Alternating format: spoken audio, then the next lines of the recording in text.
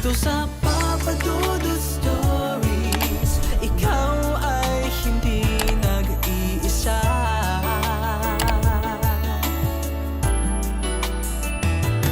Dito sa Papa Dudut Stories, may nagmamahal sa'yo. Papa Dudut Stories. Papa Dudut Stories. Dear Papa Dudut, sa lahat po ng mga nakatutok ngayon, huwag pong kalimutan mag-like, mag-share at mag-subscribe. Maraming salamat po sa inyong lahat.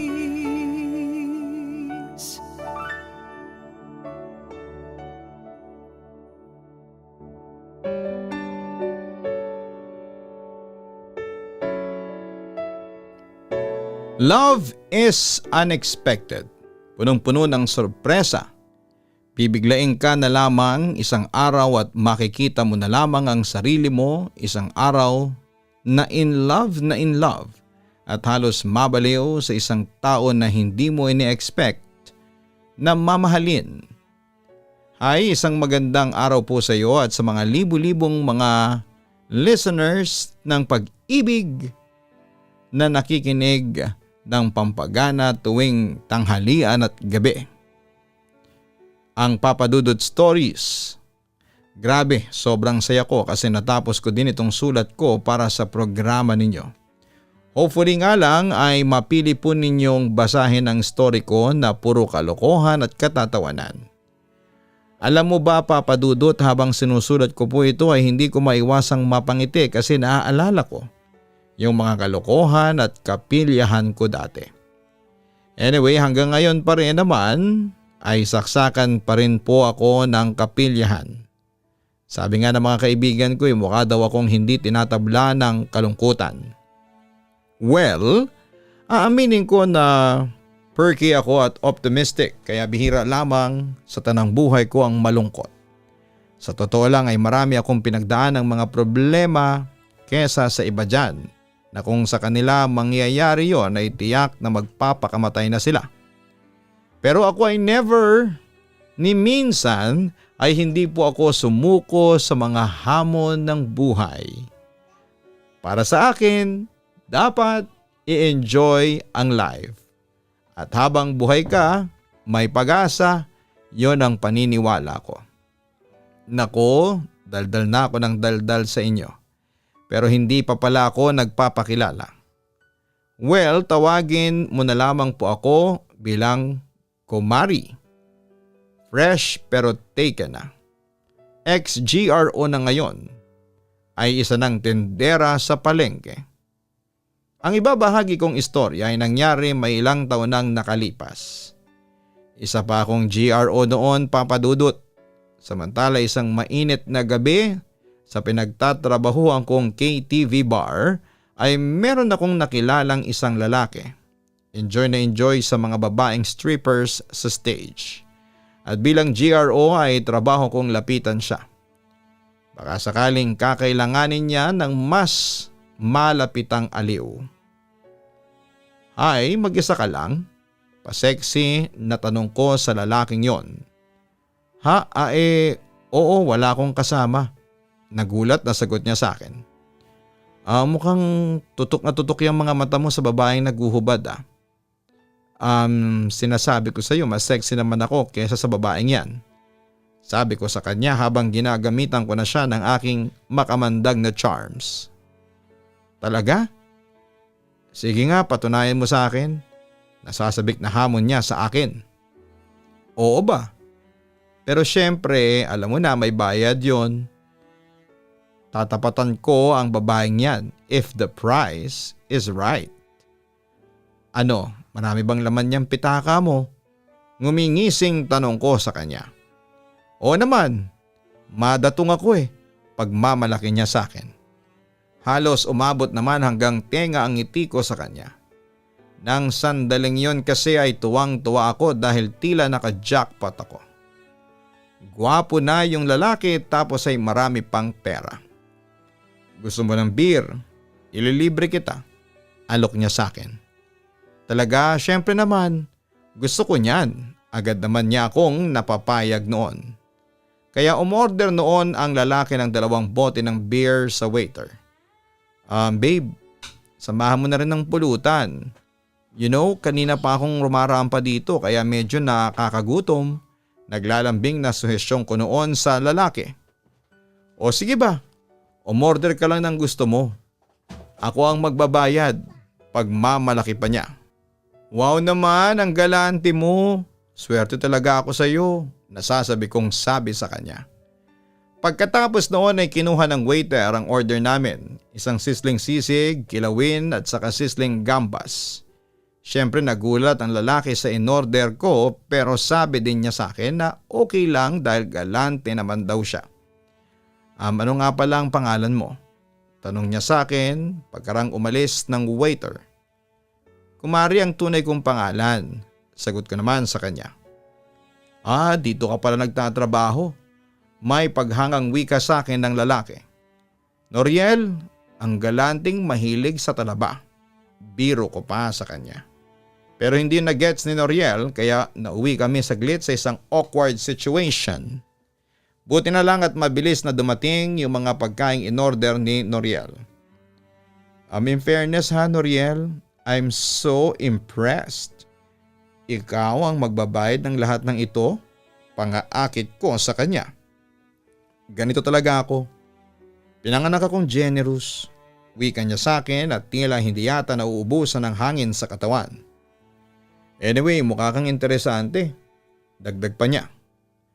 Well, hindi sa pagmamayabang pero marami nagsasabi sa akin na interesante daw ako. Sabi ko, with the intention na i-market ko ang aking sarili sa kanya, papadudot. Curious lang ako, kumari. Paano ka nauwi sa ganitong trabaho? Ilang taong ka ng ganito? Tanong pa niya sa akin. Hay nako, alam mo bang pang magpakailanman ang kwento ng buhay ko? Well, matagal-tagal na rin akong GRO, 6 years to be exact. 16 pa lang ako nang unang sumabak sa ganitong trabaho. Patay na ang mga magulang ko at may 4 na kapatid pa akong sinusuportahan. Kaya heto, kumapit ako sa patalim. Medyo nalungkot ako nung ikinuwento ko yon sa kanya. Ganun ba? Pero hindi halata sa'yo na marami kang pinagdaan ng hirap ha. Tila nakikisimpatyang wika sa akin ni Noriel. Well, palagi kasi akong positibo sa buhay. Sagot ko sa kanya. Marami pa kaming pinagkwentuhan ni Noriel ng gabing yon. Kwento niya sa akin ay nagtatrabaho daw siya noon sa bangko at achiever daw siya. Although hindi halata masyado sa itsura niya. Pero iniisip ko na lamang na minsan ay kung sino pa yung itsurang ewan sila pa yung mga achievers. Samantala ay magto 30 minutes na kaming nagkwekwentuhan nang magpaalam si Noriel na magbabanyo lamang siya saglit dahil sa tawag ng kalikasan.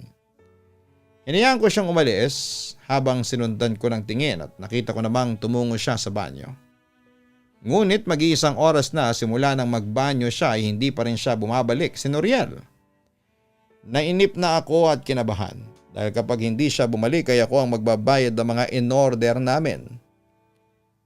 Gandahan, ano bang ginagawa mo dyan? At ano yung mga in-order mo? Naku ha, bayaran mo lahat yan. Mataray na wika sa akin ang aming manager na si Charing. Mama Charing, hindi ako ang magbabayad nito, yung tumable sa akin ang magbabayad. Wika ko sa kanya. Sino yung tumable sa'yo? Nakairap siya sa akin habang inuusisa ako. Sumaglit lang sa CR, ihilang daw kasi. Inform ko sa aming manager. Anong nasa CR? Kaka-CR ko lang kanina, walang tao dun. Tinakasan ka na siguro ng tumable sa'yo. Inform din sa akin ni Mama Charing. Ano? Hindi pwede yan. Sino magbabayad dito mga kinain namin? Naiinis kong tanong. Natural, ikaw ang magbabayad niyan. Alam namang multo ang magbayad niyan. Sarkastikong balik niya sa akin. Wala akong pambayad, mamang. Sabi ko sa aming manager. Kung wala kang pambayad, iawas ko na lang yan sa kita mo ngayong gabi. Sagot niya sa akin. And at that point ay doon na nag-sink in sa akin na na-scam ako ng hayop na Noriel na yon. Alam mo ba, Papadudot, isa sa mga nagpapaturn up sa akin ay yung mga lalaking walang datong.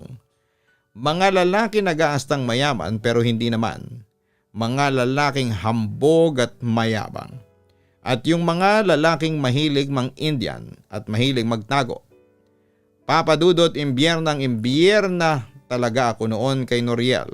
Kasi akala ko noon ay makaka-jackpot na ako, kaso ang ending, wala palang datong. Bukod pa roon ay iniwan pa niya ako sa ere.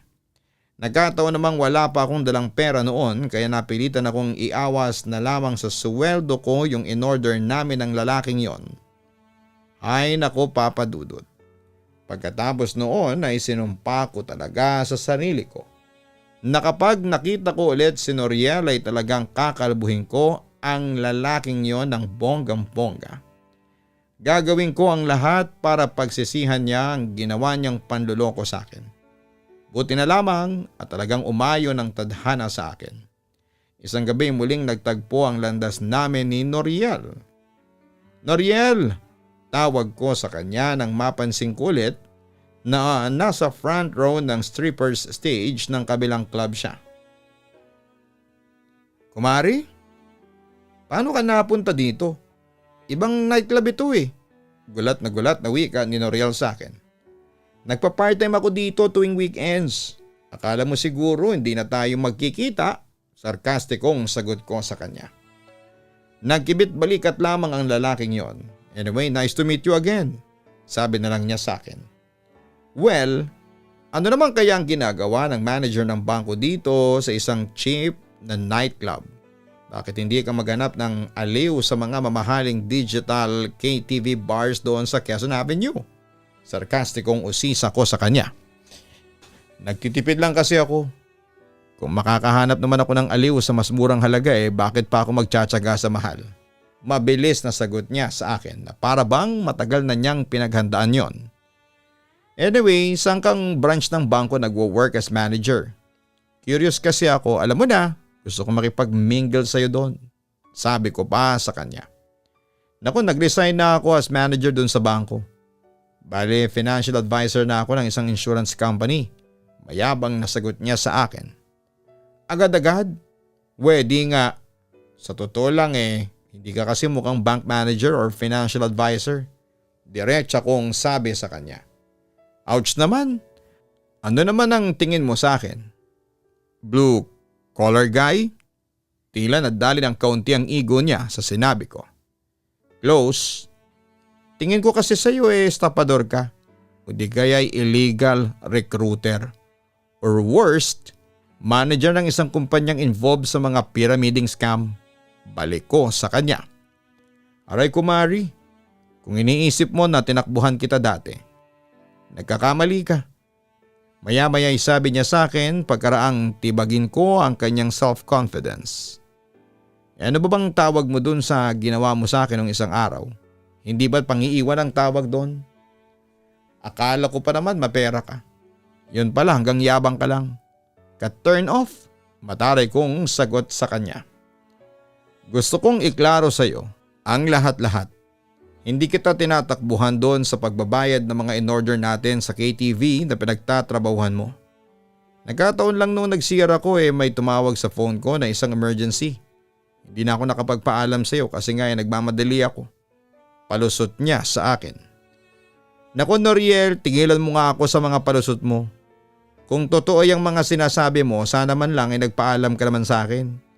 Kung wala ka namang pera ng gabing yun, edi sana sinabi mo ng maaga.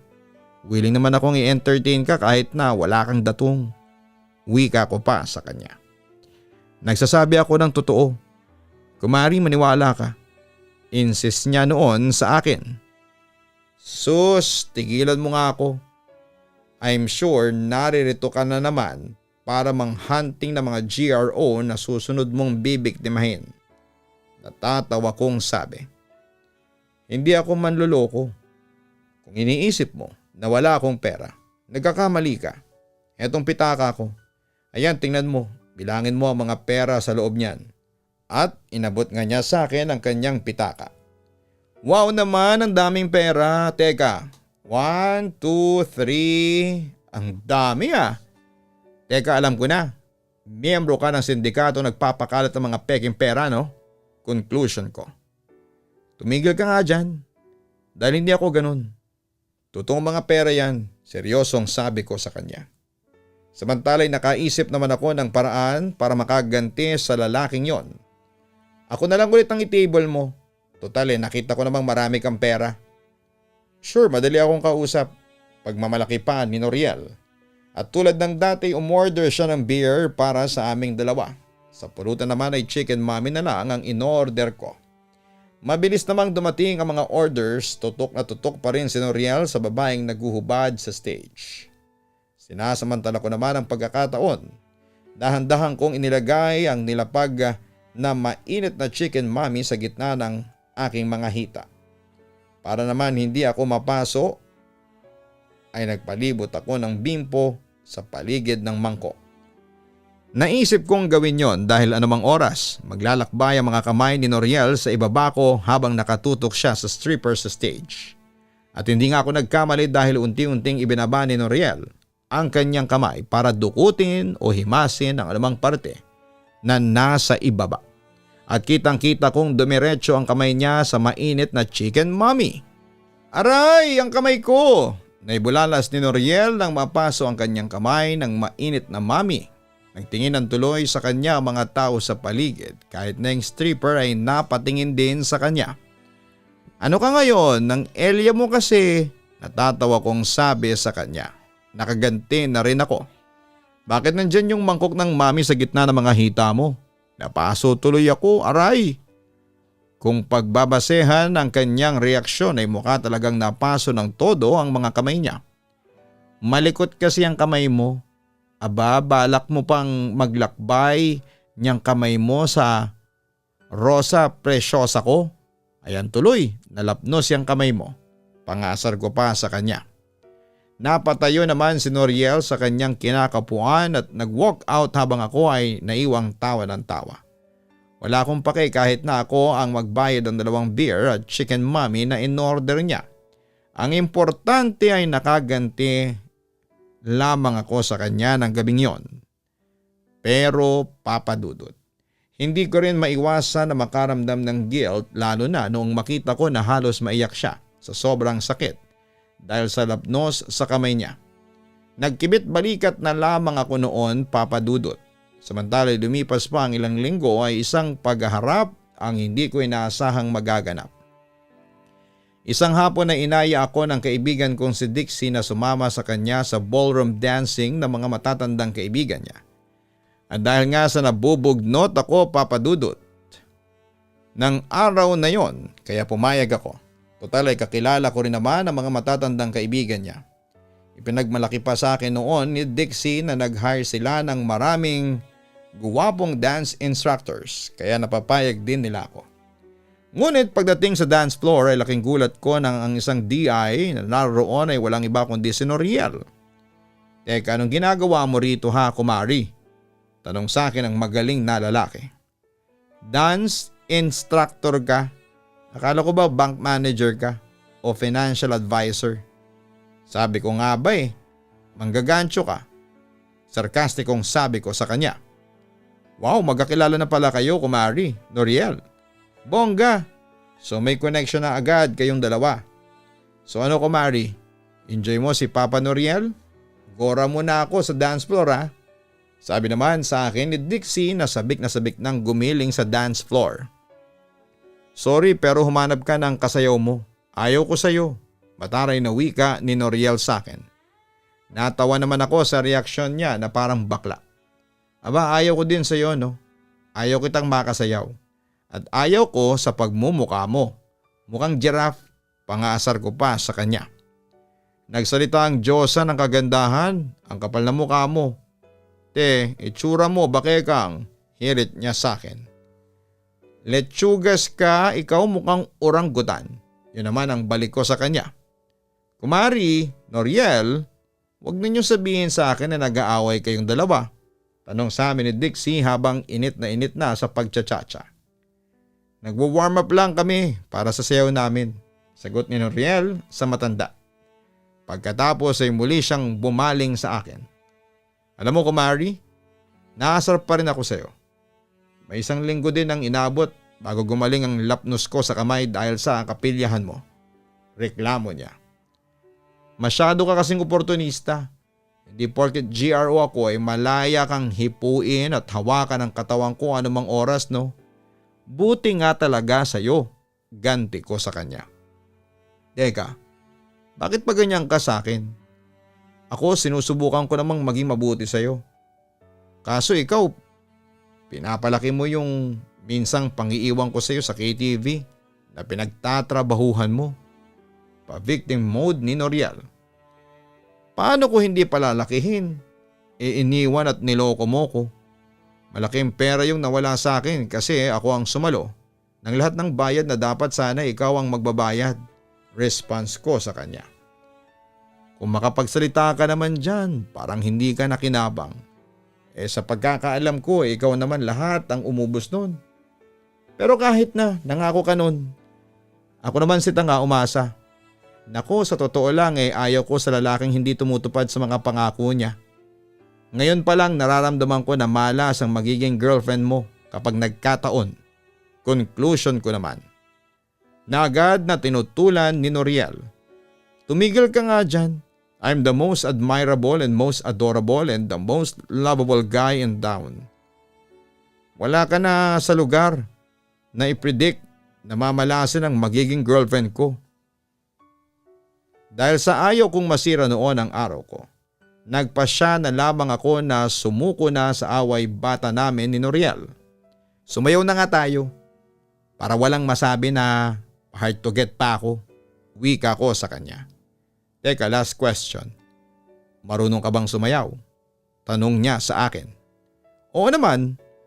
Kung ako nga marunong mag pole dancing, sayaw pa. At saka anong akala mo sa akin? Old maid na pa-virgin? Balik ko sa kanya. Pagkatapos noon ay sumayaw na nga kami sa gitna ng dance floor. In fairness, magaling sumayaw si Noriel at very professional. Pero minsan ay umiiral noon ang pagiging pilya ko at tinatapakan ko ang mga paa niya. Kunwari nagkamali ako ng steps.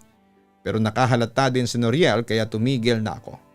Mamayang kaunti ay tawanan na ang maririnig sa aming dalawa dahil komedyante ang damuho. Papadudot, doon na nagsimula ang lahat. Simula noon ay parang palagi na kaming pinagtatagpo ng kapalaran. Naging madalas na ang pagpunta niya sa KTV na pinagtatrabahuhan ko. Yun nga lang para kaming aso't pusa kung mag-asaran. Inamin ko na napipikon ako kay Noriel kasi mas alaskador siya kesa sa akin. Sabi nga ng mga kaibigan kong GRO ay mukhang nakatapat daw ako.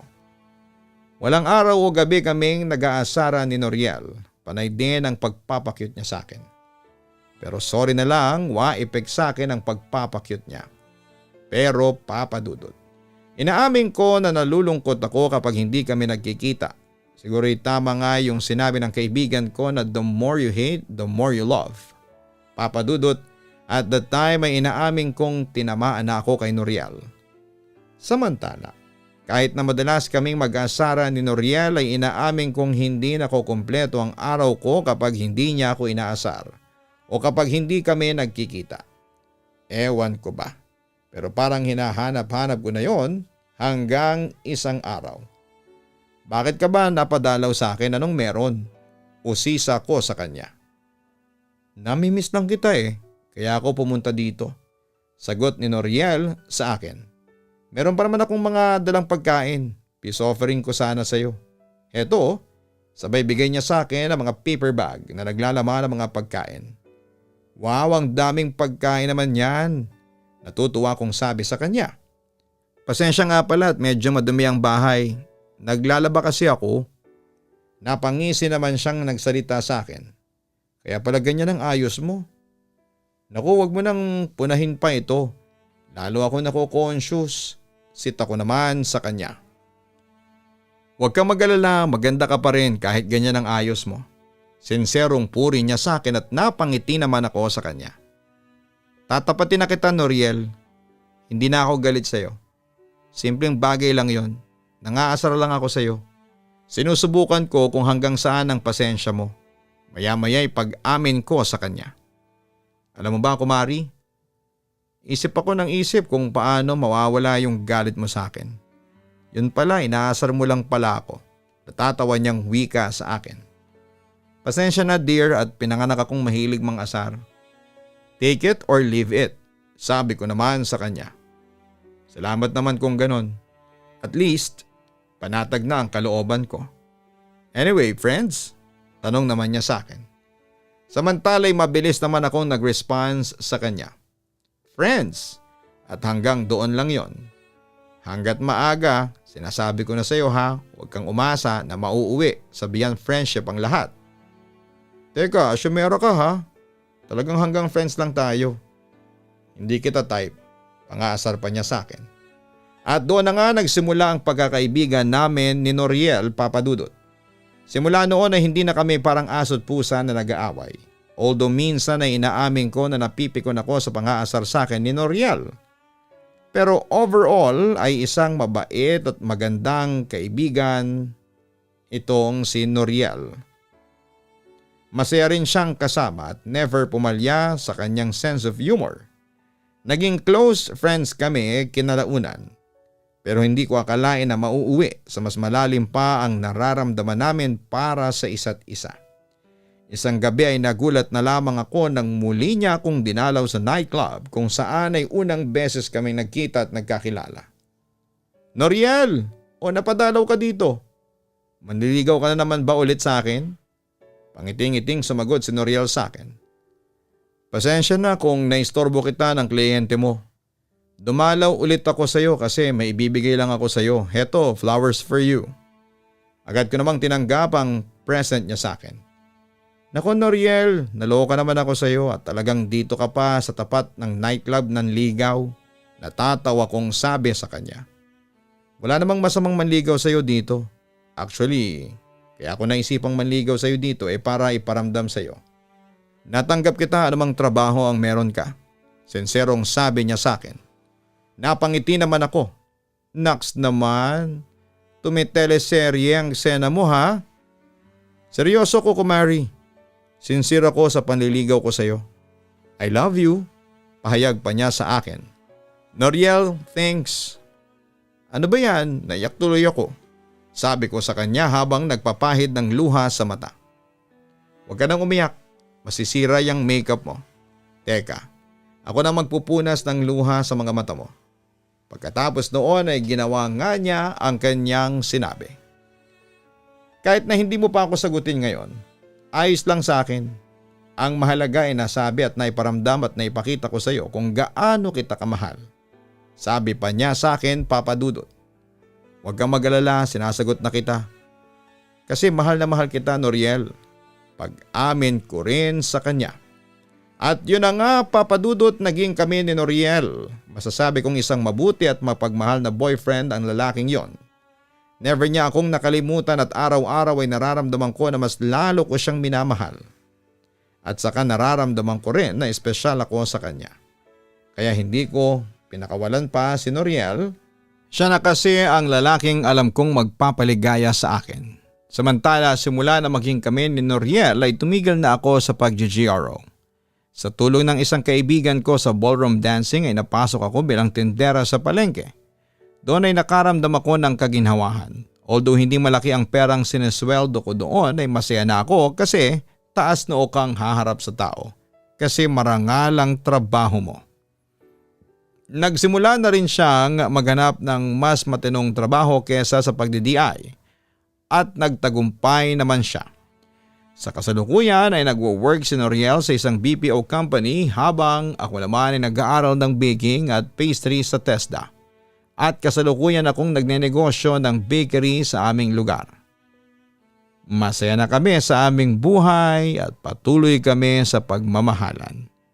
Ngayong taon din ay nakatakda na rin kaming magpakasal.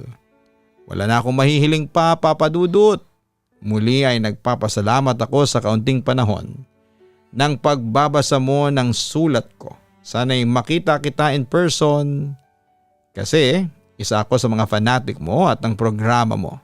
Anyway, God bless po sa inyo, Papa Dudut. Lubos na nagpapasalamat, Kumari. Walang imposible sa taong naghahangad na makapagbagong buhay. At nakita natin yon sa kwentong ibinahagi sa atin ni na Kumari at Noriel. Hindi man naging maganda ang simula ng kanilang buhay dahil kinailangan nilang kumapit sa patalim.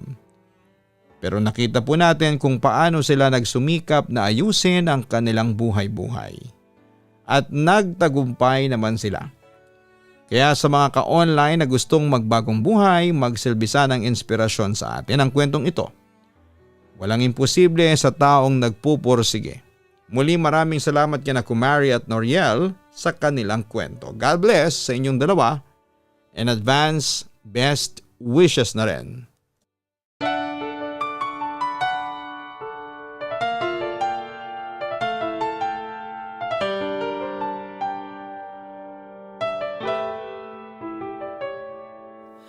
Ang buhay ay mahiwaga, laging may lungkot at saya.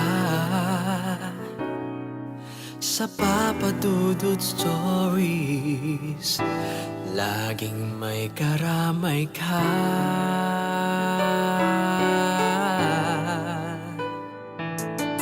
Mga problemang kay bigat, dito ay pakikinggan ka. Sa Papa Dudut Stories, kami ay iyong kasama. Dito sa Papa Dudut Stories, ikaw ay hindi nag-iisa.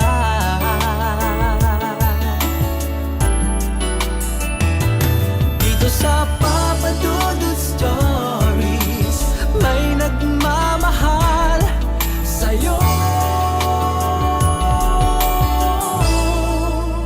Papa Dudut Stories, Papa Dudut Stories, Papa Dudut Stories.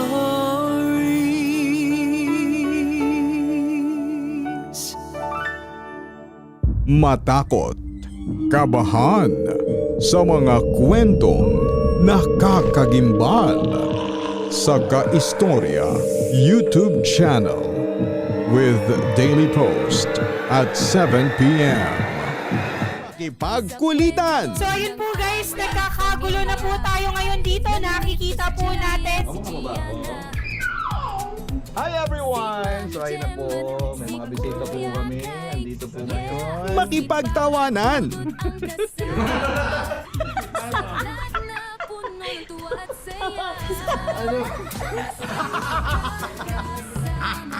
At minsan, makipag-iyakan. Lagyan na ng gamot. Kanina umiyak si Gian, sabi niya, Ama, tanggapin mo ang kapalaran ng iyong ama. Sa Papa Dudut Family YouTube channel. Subscribe na! Dito sa